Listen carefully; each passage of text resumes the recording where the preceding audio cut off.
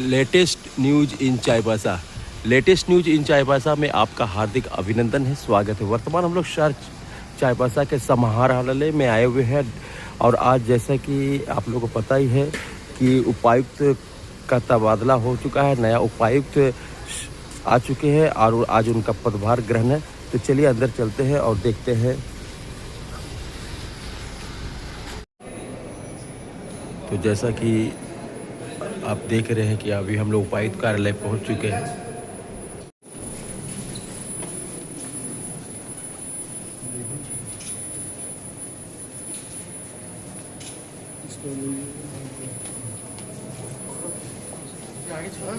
Sir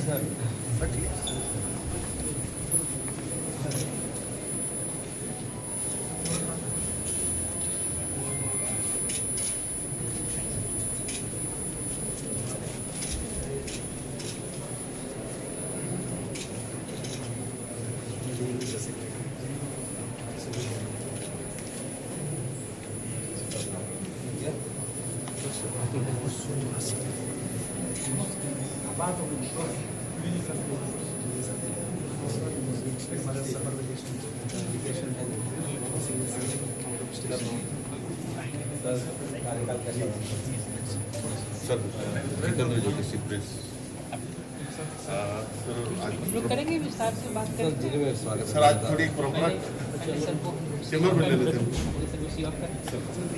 sir.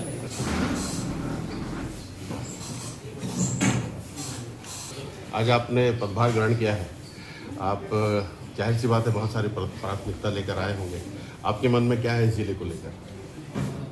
पश्चिमी सिंहभूम झारखंड के सबसे बड़े और सबसे महत्वपूर्ण जिलों में से है और मेरे लिए एक खुशकिस्मती की बात है कि मैं जब लास्ट जॉब में था IAS में आने से पहले, तो मैं यहीं पे पोस्टेड था और लंबे समय यहाँ नवा मुंडी में टाटा स्टील में मैनेजर के रूप में पोस्टेड था। यहीं से मैंने जॉब में रिजाइन करके फिर IAS की तैयारी करते हुए फिर IAS में आया। तो मेरे लिए फिर वापस जिला लौटने की तरह महसूस हो रहा है और मैं समझूंगा कि पहले कुछ समय मैं इसमें लगाऊंगा यह समझने में कि इस आदिवासी बहुल जिले की क्या मूलभूत समस्याएं हैं और पूर्व में जो प्रोजेक्ट स्टार्ट किए गए हैं वो क्या सक्सेसफुल रहे हैं और उसमें किस तरह से विकास हो रहे हैं, किस तरह से बदलाव आ रहे हैं। इसमें आप लोगों का भी, मीडिया का और जन सहयोग की भी काफ़ी इच्छा है। जो भी समस्याएं आप लोगों को लगता है कि जो महत्वपूर्ण है आप लोग लेकर के आएँ।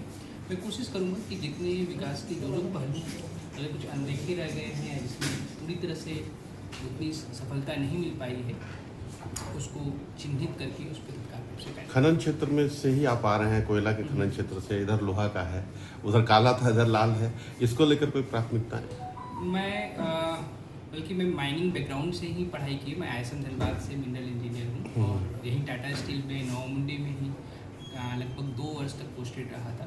तो एक मोटी मोटी समझ है मुझे कि ये हेमेटाइट मैग्नेटाइट वगैरह का कैसे यहाँ पे कैसे खनन होता है और मुझे यहाँ के जो चैलेंजेज हैं अब इसके बारे में पूरी जानकारी तो नहीं है, क्योंकि जब मैं वेस्टर्न जून में था तो एक प्राइवेट कंपनी की क्या रूल हैं, क्या रिक्वायरमेंट्स उसके अनुसार से देखा था। मैं इसको देखता हूँ क्या यहाँ के चैलेंजेज हैं, कैसे अगर कहीं कोई मान लीजिए अवैध खनन हो रहा है तो उसको उस पर कैसे रोका जा सकता है, या अन्य कोई चैलेंजेज हैं, कहीं अगर खनन क्षेत्र के विस्तारीकरण में कई समस्या आ रही है, उनके RNR पॉलिसी में, रिहेबिलिटेशन में, मुआवजे में, नौकरी देने में कई समस्या आ रही है। इन सब के बारे में विस्तार से हम जांच पड़ताल भी करेंगे, चर्चा भी करेंगे और उसका समाधान निकालने का प्रयास करेंगे। शहरी क्षेत्र की थोड़ी समस्याएं यहाँ होती हैं। चकरदरपुर हो, चाईबासा हो, 150 साल पुराना शहर है ये। तो शहरी क्षेत्र को लेकर आप क्या प्राथमिकता है?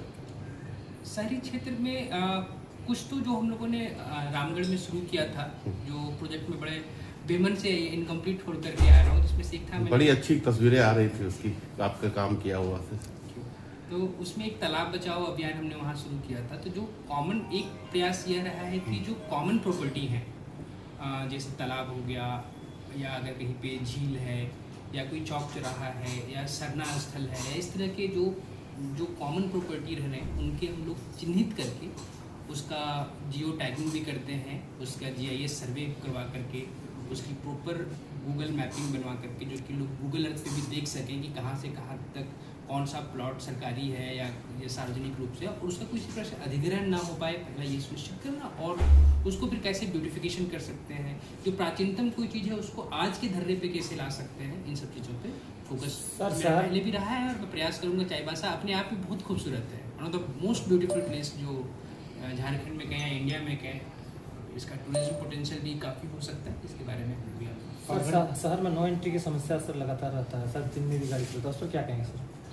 मैं देखूंगा। अभी मैंने वही कहा कि मुझे एक अरसा लगेगा, एक समय लगेगा, 10 दिन 15 दिन, जिसमें आप लोगों से भी यही अपेक्षा है कि इस तरह की जो समस्या है, नो एंट्री की समस्या मुझे नहीं पता थी, तो इस तरह की जो समस्याएं हैं उसको लेकर के आई।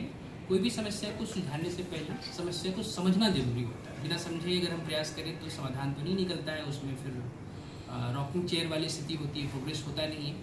तो हम लोग सारी चीज़ों को, जैसे नो एंट्री का है या अन्य कोई समस्या है, कोई अगर अतिक्रमण की समस्या है, तो इस तरह की सारी समस्याओं को हम लोग एक एक करके समझेंगे और उसका समाधान। मुख्य फोकस एजेंडा प्राथमिकता क्या रहेंगे? क्योंकि इन खनन क्षेत्र में अक्सर देखा गया है कि जो रिसोर्स रिच जो होते हैं वे कई बार रिसोर्स कर्स भी बन जाते हैं।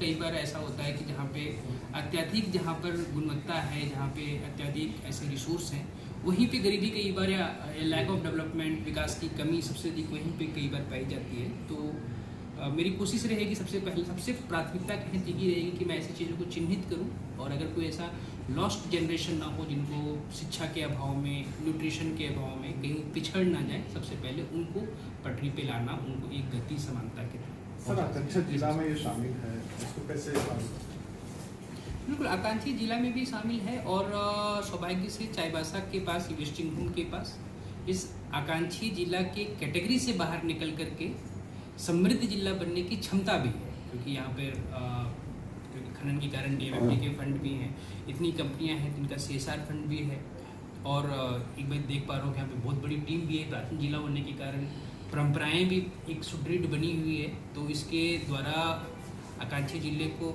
मेरी कोशिश रहेगी कि आकांक्षी जिले के टैग से हम लोग बाहर निकल पाए, इसकी पूरी कोशिश। Thank you sir.